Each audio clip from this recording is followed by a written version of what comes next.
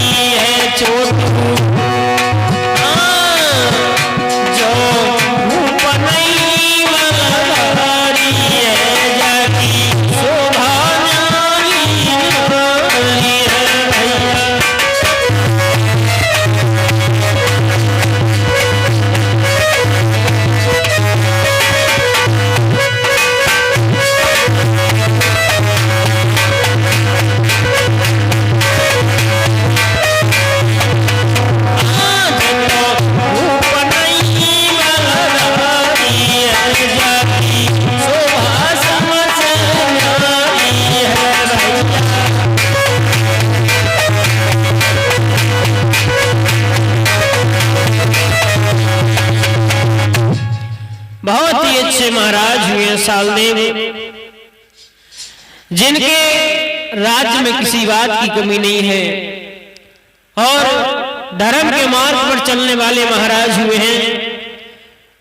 प्रजा को पुत्र के समान बात सुनने देते हैं। इनकी प्रजा में किसी बात का दुख नहीं है। प्रजा में कोई नरनार इनकी बुराई नहीं कर सकता है। लेकिन महाराज सालदेव के घर में एक पुत्र ने आकर के जन्म लिया और धीरे धीरे समय व्यतीत होता चला गया और कछु समय के बाद में एक बेटा जन्म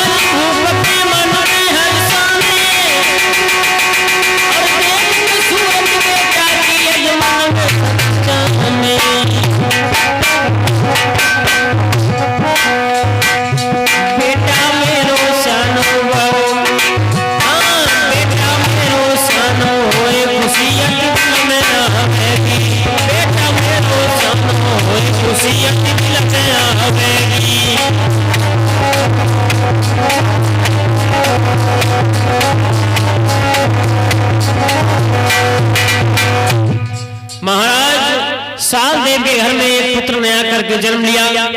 उस लड़के का नाम महाराज रसालदेव रखा गया। धीरे धीरे समय यूं ही व्यतीत होता चला गया। महाराज रसालदेव धीरे धीरे बड़े होते चले गए। इधर एक दिन की बात है, इनके राज्य में एक धोबी रहता था। उस धोबी का नाम था पटवा धोबी और वह धोबी उसके घर में एक बिटिया थी और वो देखने में बहुत ही सुंदर थी, देखने में बहुत ही सुंदर लगती थी। एक दिन की बात है, वो धोबी रात्रि के समय जब रात में कपड़ा धुलने के लिए जब आया तो महाराज रसालदेव ने देखा इतनी रात को हमारे राज्य में रात में कपड़े कौन धो रहा है। तो महाराज रसालदेव ने देखा, अरे आधी राती के समय पैरे मेरे भैया कोई कपड़ा रो है धोई जी।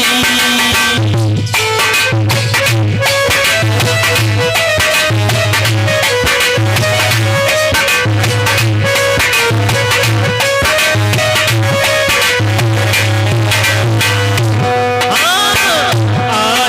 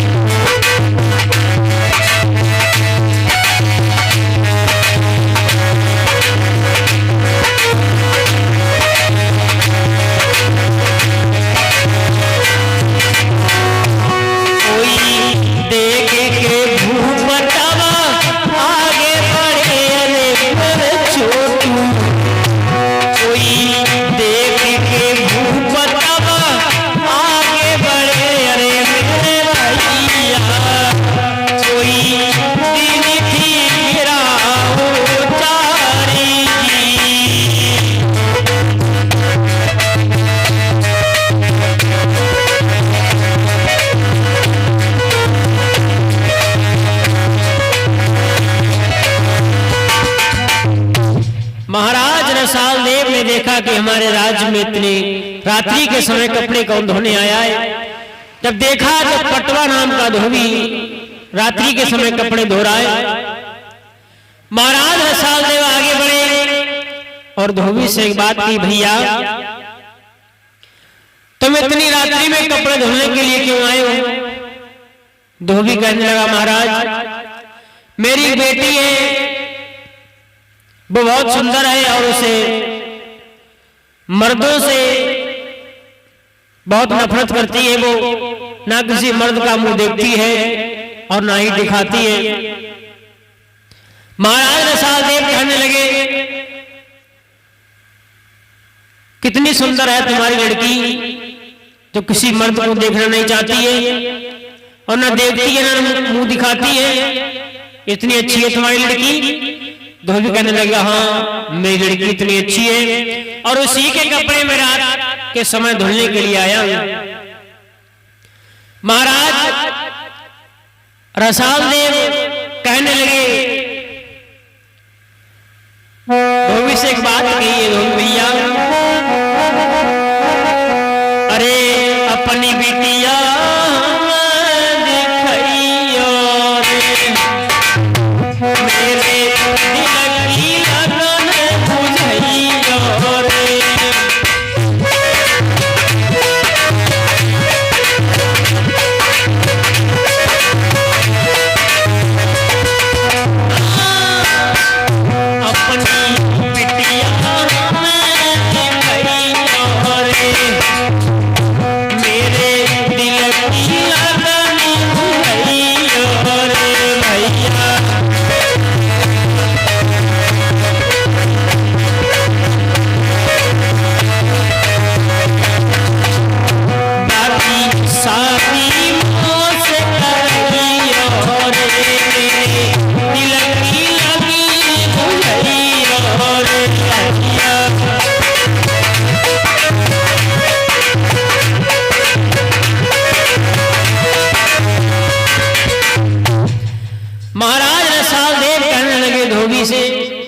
अपनी लड़की को हमें दिखाओ। धोबी कहने लगा, माफ करें मैं अपनी लड़की को नहीं दिखा सकता और ना ही वो देखेगी किसी को, वो किसी मर्द को देखना पसंद ही नहीं करती। और महाराज रसाल देव कहने लगे, अगर नहीं दिखाओगे तो मैं अपने पिताजी से कह करके तुम्हें इस राज्य से निकलवा दूंगा। महाराज रसाल देव अपने पिता सालदेव के पास जब गए तो दोनों हाथ जोड़े कहा, पिताजी। महाराज सालदेव कहने लगे, बेटा क्या हुआ? महाराज सालदेव कहने लगे, पिताजी आप तो जानते ही हैं कि बच्चों की खुशी में माँ बाप की खुशी होती है। महाराज सालदेव कहने लगे, साहब साहब कहो तो कहना क्या चाहते हो? रसाल देव कहने लगे, पिताजी अपने राज्य में एक धोबी रहता है और उस धोबी की लड़की बहुत ही सुंदर है और वो धोबी रात्रि के समय कपड़े धुलने के लिए आया और उस धोबी ने ये कहा है कि मेरी बेटी ना किसी को देखती है ना मुंह दिखाती है किसी को और रात्रि के समय कपड़े धुलना था। तो मैंने उससे कहा, अपनी बेटी मुझे दिखाओ, कितनी सुंदर तुम्हारी बेटी है। बहुत तारीफ कर रहा था अपनी बेटी की, तो मैंने उससे कह दिया पिताजी कि अपनी बेटी की शादी मेरे साथ करा दो। पिताजी धोबी ने इनकार कर दिया। और मेरी एक बात सुनो पिताजी, अरे शादी मेरी नाई भाई अरे मेरे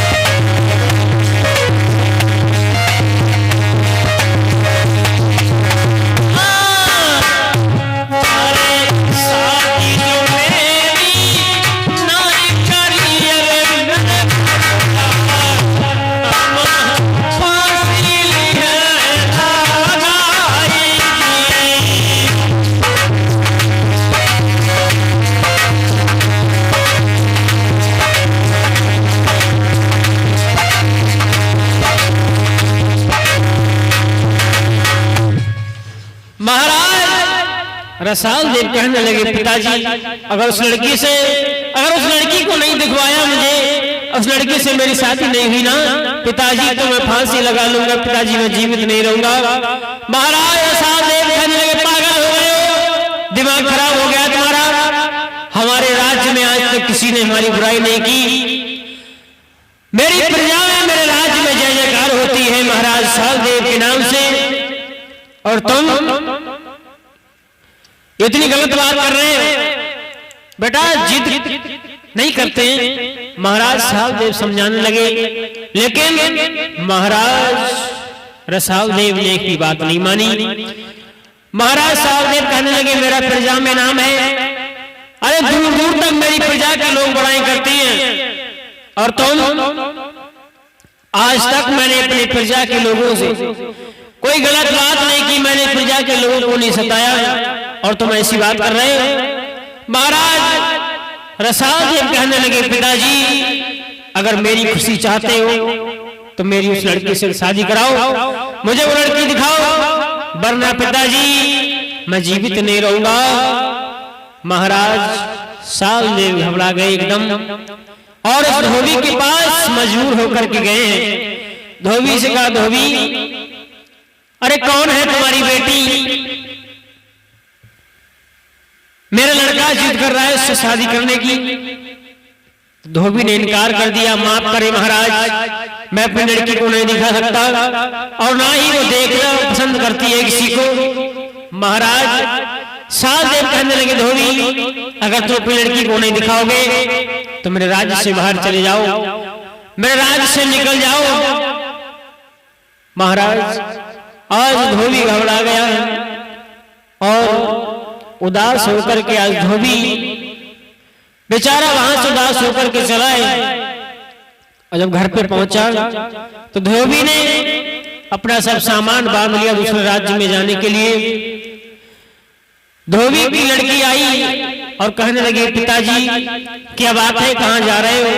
तो धोबी ने आज पूरी बात बताई है। महाराज रसाल देव जो हमारे राज्य के राजा हैं, महाराज रसाल देव ने ये कहा है अपनी बेटी की शादी हमारे बेटे से कराओ, वरना हमारे राज्य से बाहर चले जाओ। आज वो लड़की कहने लगी पिताजी अरे रुको रुको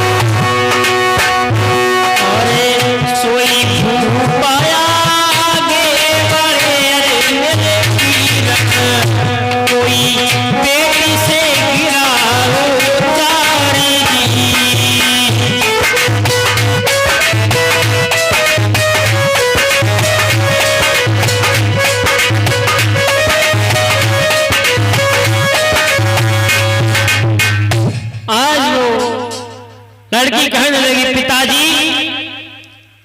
धैर्य रखो पिताजी मैं शादी करने के लिए तैयार हूं।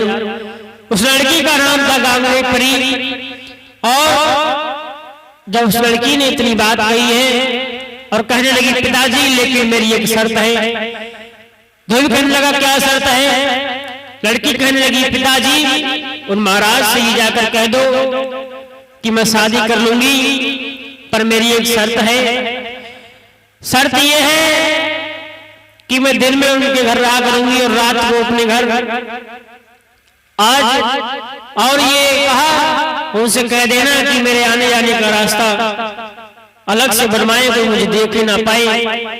आज लड़की ने कही है अरे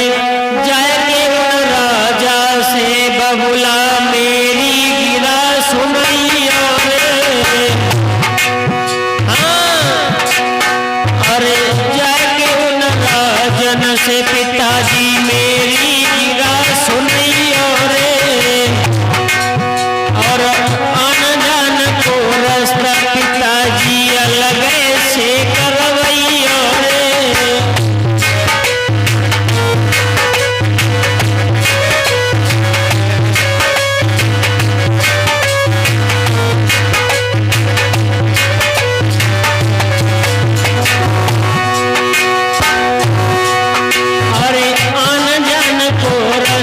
बबुला अलग से करवैयो रे, और जो भी मेरी शर्त पिताजी उनको जाई सुनैयो रे।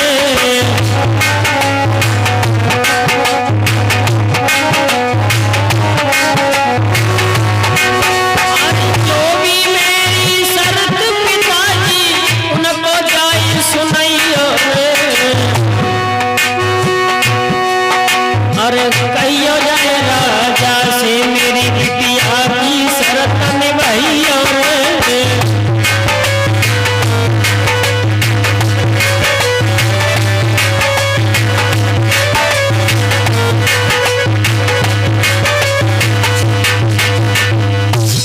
आज वो लड़की ने शर्तें रखी है।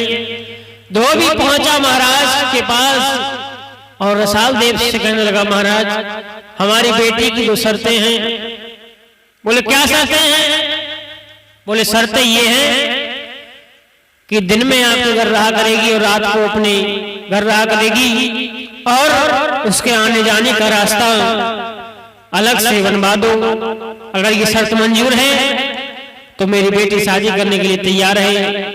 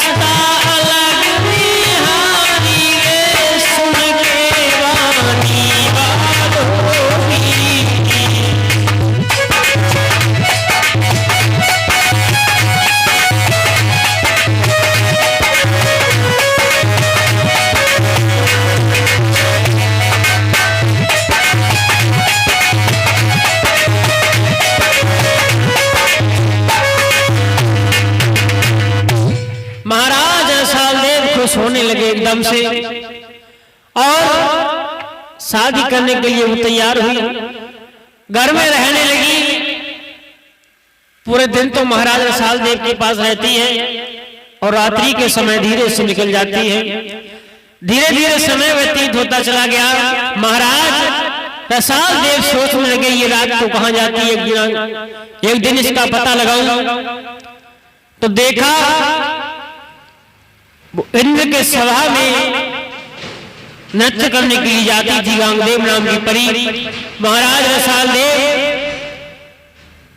जब देखा तो महाराज रसाल देव भी उसके पीछे से चले गए। जब सभा में पहुंचे, और सभा कैसी थी वो सभा छोटू भैया,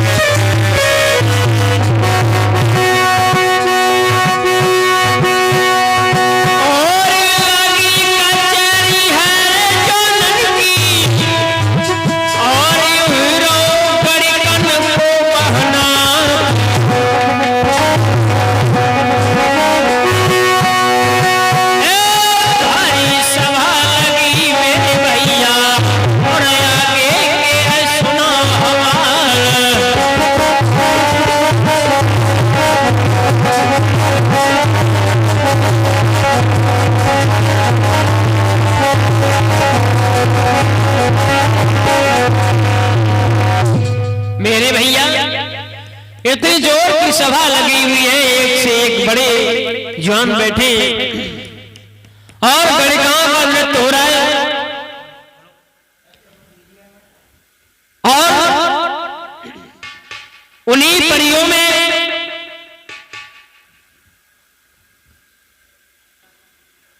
उसी सभा में वो गांगदेव नाम की परी भी नृत्य करने के लिए जाती थी और महाराज रसाल देव भी पीछे से चले गए। भेष बदलकर जब गए हैं तो देखा जो सभा में तवलची बैठा हुआ था, जो सभा में तवलची बैठा हुआ था, वो तवलची इंतजार कर रहा था कि मैं एक चिलम में दम लगा लूं, अगर कोई मेरा तबला संभाल सके तो। महाराज रसाल देव आगे बढ़े और उस तबला को जब बजाया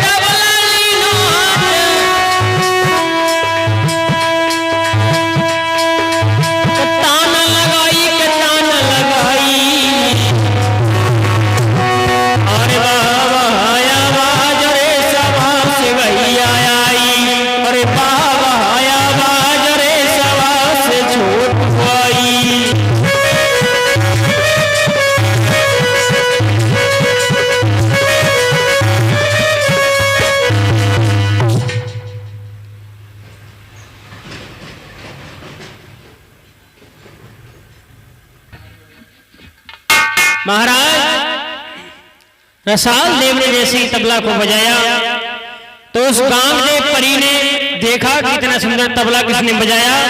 आज महाराज रसाल देव उस सभा में खुश होकर के एक रुमाल और एक माला का इनाम मिला।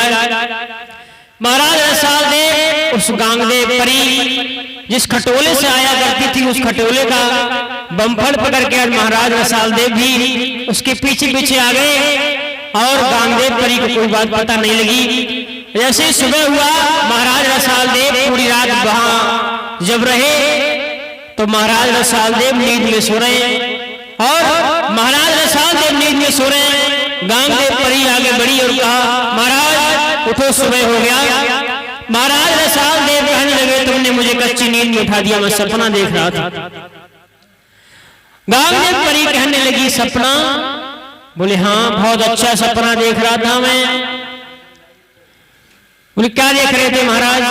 बोले सपने में ये देख रहा था मैं बहुत सुंदर सभा में पहुंचा जहां गणिकाओं का नृत्य हो रहा था, जहां बहुत सुंदर सुंदर परियां नाच रही थी और उस सभा में मैंने तबला बजाया और मुझे इनाम मिला और इनाम में रुमाल और माला मिली। गांगदेव परी कहने लगी समझ गई ये जो मैंने इनाम दिया था वो इनाम है। महाराज आज गांगदेव परी कहने लगी ऐसे चोरी से मेरे साथ कब तक जाओगे? चलो सभा में फिर से तबला को बजाना और इनाम में मुझे मांग लेना। आज महाराज रसाल देव और गांगदेव परी आज दोनों चले हैं।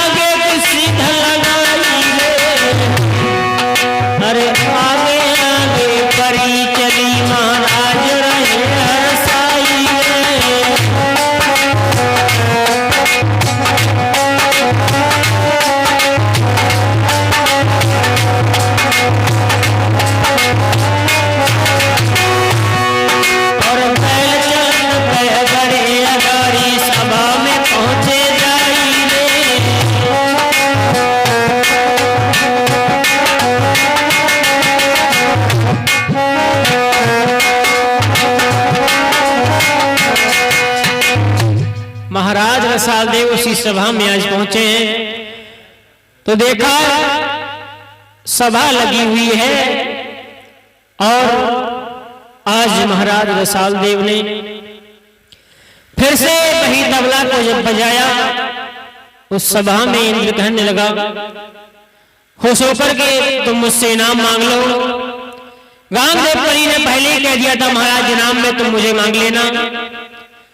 और इधर महाराज रसाल देव ने इनाम में उसी परी को मांग लिया है। इंद्र कहने लगा, ये तुमने क्या किया, ये तुमने क्या किया, मेरी सभा की खुशी को छीन लिया, मेरे सभा की शान तुमने मांग ली।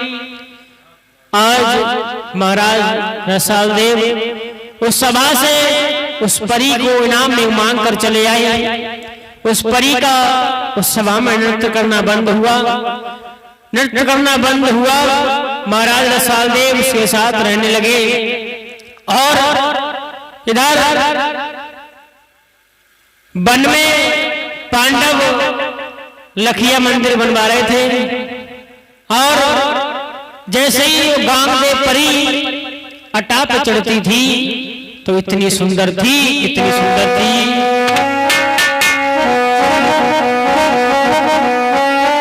और काले के समय न कजरा रे जुल्फे ना किन सिर लहराए,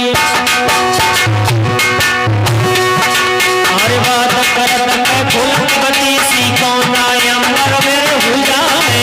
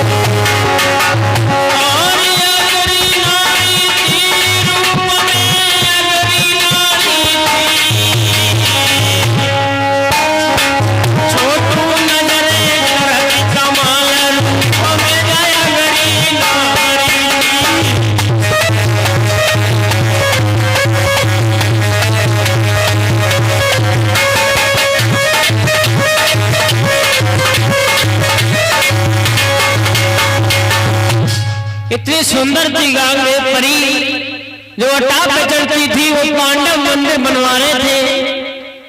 जब वो अटा पे चढ़ती थी वो मंदिर बार बार खस जाता था। पांडव मंदिर बनवाते थे, वो मंदिर बार बार खस जाता था। इतनी सुंदर थी वो। और अरे आगे कहां